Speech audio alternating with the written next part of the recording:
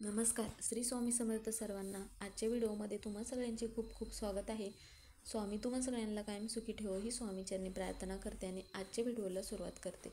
तर आजचा व्हिडिओ असा आहे की आता आज आहे सोमवार, तर सोमवारी आहे औदुंबर पंचमी. तर औदुंबर पंचमी असल्यामुळे आपल्या घरामध्ये जर संतान प्राप्ती होत नसेल किंवा विवाह जुळून येत नसतील किंवा घरामध्ये पैसा टिकून राहत नाही किंवा घराची प्रगती होत नाही किंवा मुलांची प्रगती होत नाही, तर त्यावेळेस काय करायचं आहे, आजच्या दिवशी औदुंबर हे नाव ज्यावेळेस आपण घेतो त्यावेळेस मग आपल्या डोळ्यापुढं श्री गुरुदेव दत्त हे आठवतात आणि मग दत्तगुरूंचे नाव घेतल्यानंतर आपल्याला नरसोबाची वाडी म्हणजेच की वाडीचे स्मरण आपल्याला होते, कारण की तिथे औदुंबर पंचमीचा सोहळा मोठ्या प्रमाणात साजरा केला जातो. त्यामुळे मग आपल्याला जरी नाही साजरा करता आला सोहळा तरी मग आजच्या दिवशी आपल्याला काय करायचं आहे, एक दिवा लावायचा आहे औदुंबर वृक्षाखाली आणि त्याबद्दल मगची माहिती आपण आजच्या व्हिडिओमध्ये घेणार आहोत. तर व्हिडिओ शेवटपर्यंत नक्की बघा. व्हिडिओ आवडला तर व्हिडिओला लाईक करा, चॅनलवर नवीन असेल तर चॅनलला सबस्क्राईब करा. आता 10 शमन करणारा देवी वृक्ष असे औदुंबराचे वर्णन केले जाते. आता नेहमी हे वृक्ष हिरवागार राहते. थंडगार छाया देणारा औदुंबर वृक्ष अनेक दैवी गुणांनी युक्त आहे. तर सगळीकडे भारतामध्ये सर्वत्र हा महावृक्ष आढळतो. झाडांच्या आसपास जमिनीत पाणी आढळते तिथे, म्हणजेच की ज्या ठिकाणी पाणी मुबलक असते अशा जमिनीमध्ये हा वृक्ष वाढतो. जखम झाल्यावर म्हणजेच की ज्याप्रमाणे आपण घरातील आपल्या औदुंबर वृक्षाची ज्याप्रमाणे आपण पूजा वगैरे करतो त्याचप्रमाणे बऱ्याच आजारांसाठी पण हा औदुंबर वृक्षांचं महत्त्व सगळ्यात जास्त आहे. आता आपल्याला जर एखादी जखम झाल्यावर तर ती धुण्यासाठी उंबराच्या सालीचा म्हणजेच की औदुंबराच्या सालीचा काढा थोडा घट्ट करून तो तोंडाला आतून लावला तर तो वेगाने त्रास कमी होतो असे म्हटले जाते. त्यामुळे मग औदुंबराच्या सालीचा काढा थोडा घट्ट करून तो तोंडाला आतून लावायचा आहे. आणि जर एखाद्या व्यक्तीची जर उचकी थांबत नसेल तर मग औदुंबराच्या फळाचा रस पिण्यासाठी सांगतात, ज्यामुळे काय होतं की मग उचकी थांबण्यास मदत होते. त्याचप्रमाणे मग तापात अंगाची आग होत असेल, ज्यावेळेस एखाद्या व्यक्तीला ताप आला असेल आणि मग त्या तापामध्ये अंगाची आग होत असेल तर पिकलेले उंबराचे फळ खायला द्यावे. यामुळे काय होतं की त्या व्यक्तीचं मग आग होणे बरं होतं. तर ज्याप्रमाणे आपण देवी शक्ती म्हणून औदुंबराची पूजा वगैरे करतो त्याचप्रमाणे काही आजारांवर म्हणा किंवा घरगुती उपायासाठी किंवा म्हणून मग वैदिक पद्धतीमुळे पण औदुंबराचं सगळ्यात जास्त महत्त्व आहे. तर आता आजच्या दिवशी औदुंबराची पंचमी साजरी आपण आपल्या ठिकाणी म्हणजे बऱ्याच ठिकाणी जास्त साजरी करत नाही. भगवान श्री नरसिंह सरस्वती स्वामी महाराजांनी शैल्यगमन केल्यानंतर श्री नरसिंह वाडीच्या पुजाऱ्यांना पुन्हा प्रत्यक्ष दर्शन देऊन 5 दिवस त्यांच्याकडून सेवा स्वीकारली होती आणि आजच्या पावनतिथीला श्री स्वामी महाराज अदृश्य झाले, म्हणून नरसिंहवाडीला श्री गुरुप्रतिपदेपासून औदुंबर पंचमीपर्यंत जागराचा महोत्सव होतो. श्री नरसिंह सरस्वती महाराजांच्या पादुकांची मध्यरात्री महापूजा होते आणि रात्रभर विविध उपक्रमांनी सेवा केली जाते. पहाटे श्रींची पालखी सोहळा होतो.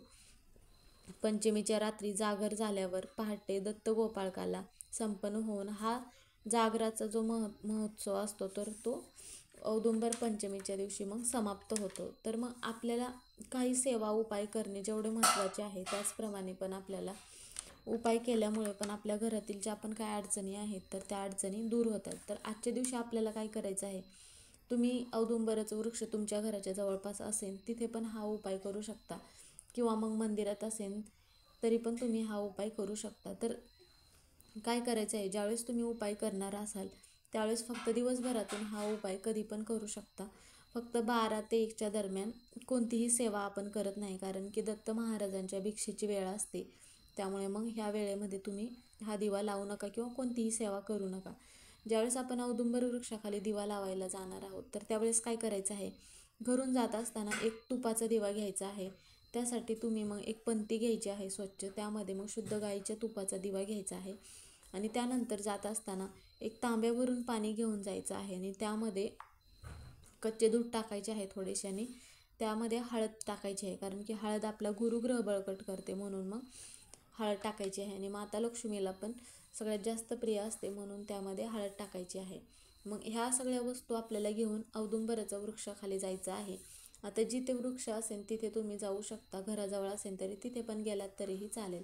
आणि तिथे गेल्यानंतर अगोदर काय करायचं आहे, जो तुम्ही तुपाचा दिवा घेऊन गेला आहात तर तो अगोदर दिवा तिथे प्रज्वलित करायचा आहे आणि दिव्याची पूजा करायची आहे. हळदी कुंकू लावायचं आहे, दिव्यामध्ये हळदी कुंकू टाकायचं आहे, फूल वगैरे अर्पण करायचं आहे आणि औदुंबर वृक्षाला म्हणजेच की खोडाला डोकं टेकून तुमची जी पण काही इच्छा आहे त्याबद्दल सांगायचं आहे. आता संतान प्राप्ती होत नसेल तर त्याबद्दल सांगायचं आहे, किंवा तुमच्या घरातील मुलांचे विवाह जुळून येत नसतील किंवा घरामध्ये पैसा टिकून राहत नाही, जी पण काही इच्छा आहे ती औदुंबर वृक्षाला डोकं टेकून सांगायचं आहे. आता आपण औदुंबर वृक्षाला आपली इच्छा सांगतोय म्हणजेच की साक्षात आपण दत्त महाराजांना आपली इच्छा सांगत आहोत. दत्त महाराज म्हणजेच की ब्रह्मा विष्णू महेश यांना आपण आपली इच्छा सांगत आहोत आणि आपली ती इच्छा पूर्ण होईलच म्हणून मग आपल्याला दिवा प्रज्वलित करायचा आहे. दिवा प्रज्वलित केल्यानंतर औदुंबर वृक्षाला आपल्याला 11 प्रदक्षिणा घालायच्या आहेत. आता प्रदक्षिणा घालत असताना काय करायचं आहे आणि त्या अगोदर काय करायचं आहे, आपण जे तांब्या भरून पाणी घेऊन गेलं आहे तर ते पाणी मग औदुंबर वृक्षाला अर्पण करायचं आहे. पाणी अर्पण करून झाल्यानंतर प्रदक्षिणा घालताना दिगंबरा दिगंबरा श्रीपाद वल्लभ दिगंबरा असा मंत्र म्हणत मग प्रदक्षिणा घालायची आहेत. प्रदक्षिणा घालत असताना मध्येच न थांबता किंवा कोणाशीही न बोलता सलग 11 प्रदक्षिणा आपल्याला घालायच्या आहेत आणि त्यानंतर मग डोकं टेकून खोडावरती म्हणजेच की औदुंबराच्या खोडावरती डोकं टेकून आपल्याला आशीर्वाद घ्यायचा आहे. आणि त्यानंतर काय करायचं आहे, आता जर तुमच्याकडे गुरुचरित्र ग्रंथ असेल तर मग जात असताना तुम्ही गुरुचरित्र ग्रंथ सोबत घेऊन जायचं आहे.